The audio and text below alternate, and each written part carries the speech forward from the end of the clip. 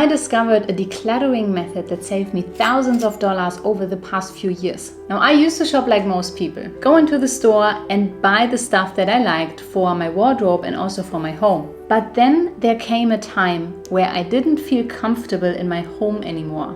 Have you ever had that? Now, luckily, I found a method that shifted my mindset, let me gain clarity about what to spend my money on and what not. And this seems like a paradox, but it upgraded my lifestyle. And since we don't want to waste our money on things that don't serve us, right? I mean, on the contrary, we want to get the most out of our earned money. So let me tell you how I found this method so you can upgrade your life by saving more money. This almost sounds too good to be true. If we haven't met, I'm Sophia. I've been learning about money and investing for more than a decade now. On this channel, we explore the strategies how to build wealth and live our best life, aka not live frugal. And I think feeling comfortable in your home definitely is part of that. Now, just real quick before we dive in, if you want to learn all the strategies that I use to build a multiple six-figure net worth and spend money guilt-free, I talk about all of them in my web class. It's live, it's free, and there's a link down below. So there was a time, and it was a few years ago, where I did not feel comfortable in my home anymore, and I didn't really know why. You know, after spending years and years in shared apartments when I was still a student, I finally wanted to have my own place and design my own space. You know, I just wanted my own little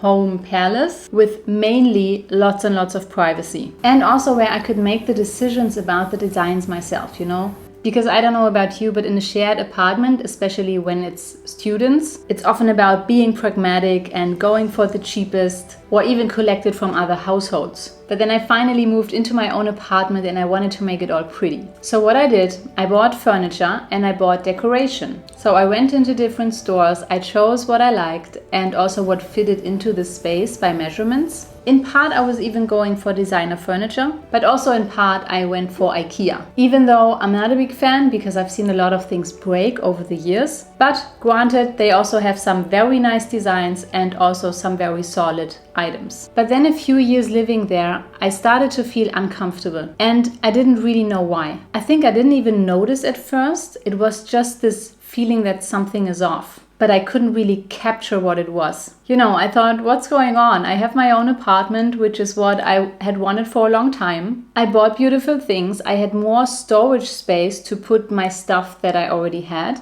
So I thought that this is what it's supposed to be like, right? And then at some point when I had made the connection between that uncomfortable feeling and my home, I remembered something that I had heard about or read about, Feng Shui. I think it was in a book from my mom's bookshelf. Anyway, so Feng Shui is an old Asian system about the flow of energy in rooms or spaces. So when I remembered that, I started researching and I stumbled upon a book. It was Clear Your Clutter from Karen Kingston. It was a best-selling book. It was the first one that came up. And it's about Feng Shui and also clearing space and how exactly to use it in your own home.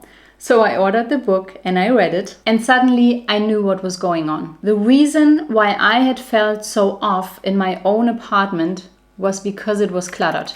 My home was cluttered. After reading it, I realized that my apartment was actually too small for the amount of furniture that I had put in. Also, now that I think back, many of the pieces didn't really fit together. So there were too many different colors. And additionally to that, there was also a lot of stuff laying around. So this was decorative items on every free corner. There were boxes on the shelves and it was just too much. So decluttering my home became the solution for me not feeling comfortable in my home. So I started decluttering. I began with things that didn't make any sense to keep, like old newspapers I hadn't read yet. Yeah, I know. I also got rid of some of the decorative objects, or at least I relocated them so that there would be some clear space, you know? I also tried to keep the floor and the shelves as empty as possible. I remember one situation before I had stored boxes underneath my bed. Now, if you ever had a bed with space underneath, then you know that it accumulates dust very fast. And that fact alone, to be able to clean it that much more accurately because there wasn't any stuff anymore, it felt so much better immediately. And in that context of decluttering my home and clearing the space, I also extended my research and I discovered the documentary from Marie Kondo. It's called Tidy Up and it's on Netflix. I watched the whole series. My first thought was, oh, I'm not alone. But also it was impressive for me to see the transformation,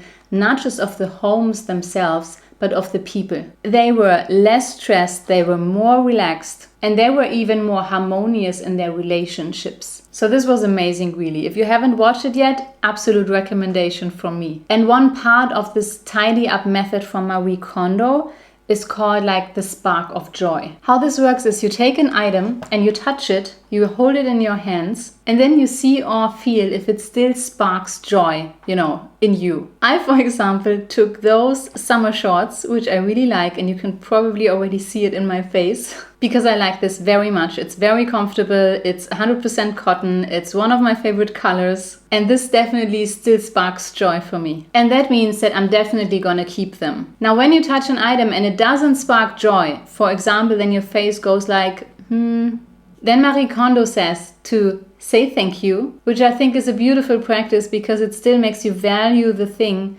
even though you're giving it away, right? Yeah, so you say thank you and then you give it away. And with items you're not sure about, you keep them and then you repeat the process sometime later. And what I have found, the more often I do this practice, the easier it gets for me to spot if I still like the thing or not. So now when I go through my wardrobe, it's like, love it, love it, love it, love it. And then maybe, no, it doesn't feel right anymore. So I use both of those methods to unclutter my home, the space clearing and also the spark of joy method. And once I had done this, my apartment looked cleaner and it looked more empty. Even though I wasn't even giving away lots and lots of stuff, much of it, to be honest with you, was also just rearrangement. Or, if you give some pieces away, then suddenly you have more space and then you can fill it with other things, right? Other things that maybe before didn't really have a place to be. And afterwards, I felt so relaxed and light and even free in a way. And I finally felt comfortable in my home again. And it's also interesting now,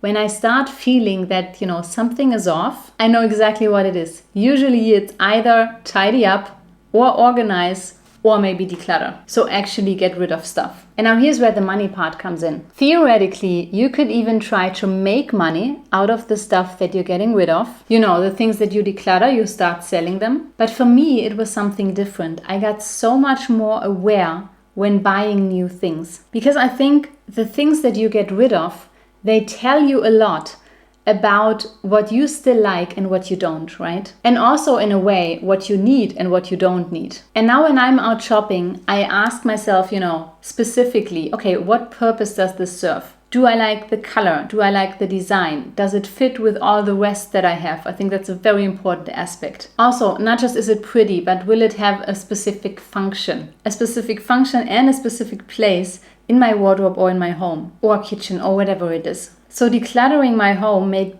buying much more intentional for me. And I think subconsciously it may have kept me from buying more and more stuff. But the good thing is without the restriction, right? So it wasn't at all like I'm forbidding myself to buy something that I actually wanted. So if I want to buy something, I still do.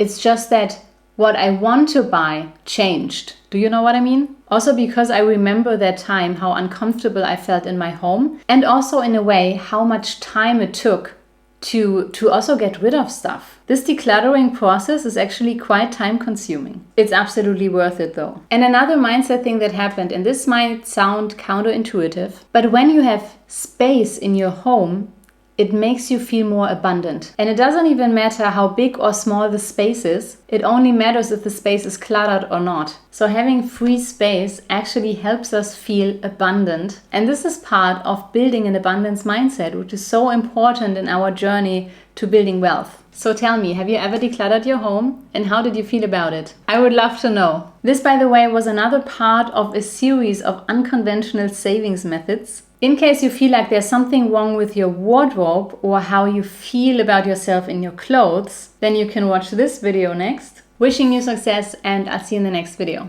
Bye bye.